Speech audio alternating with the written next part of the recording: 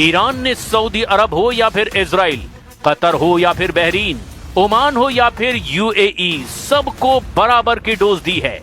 सबसे ज्यादा अगर कोई ईरान की मार से तड़प रहा है तो वो इजराइल है। वॉर जोन में मौजूद news 18 India reporter Rifat Abdullah Israel में फैले ईरान के टेरर को साक्षात देख रहे हैं। न्यूज 18 इंडिया की टीम है रियल ग्राउंड जीरो पर, उस बिल्डिंग के अंदर जहां पर गिरा है ईरान का मिसाइल। तो आप देख सकते हैं क्या तबाही मचाई है मिसाइल अटैक्स ने यहां पर, और हर तरफ से हम देख रहे हैं कि यहां पर सब कुछ तहस नहस हो चुका है। इर्द गिर्द बहुत जबरदस्त तबाही है इन घरों के अंदर। काफी सारे घर जो हैं पूरी तरह से ढह गए हैं इस टेल अवीव के एरिया में इस मिसाइल अटैक से।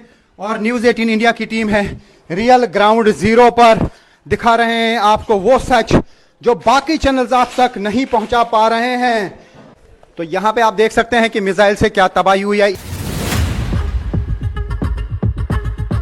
नेटो फोर्स भले ही सीधे तौर पर युद्ध में शामिल ना हो, लेकिन यूरोप के देशों ने साइप्रस को बचाने के लिए हथियार भेजने शुरू कर दिए हैं।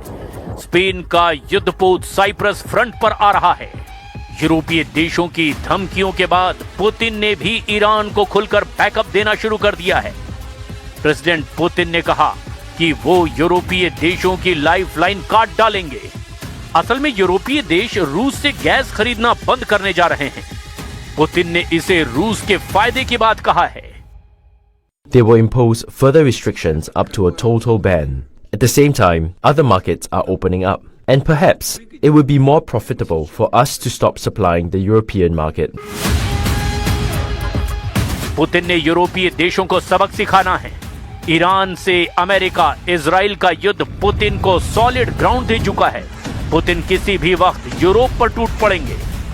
अगर यूरोप का फ्रंट एक्टिव हो गया तो यकीन जानिए ट्रंप बेहाल हो जाएंगे। उन्हें इजराइल और यूरोप में किसी एक को बचाने का ऑप्शन बचेगा। ईरान तो ट्रंप को कोई ऑप्शन देने के लिए तैयार नहीं, इसीलिए वो जल्द से जल्द खाड़ी में बादशाहत कायम करने में जुटा हुआ है।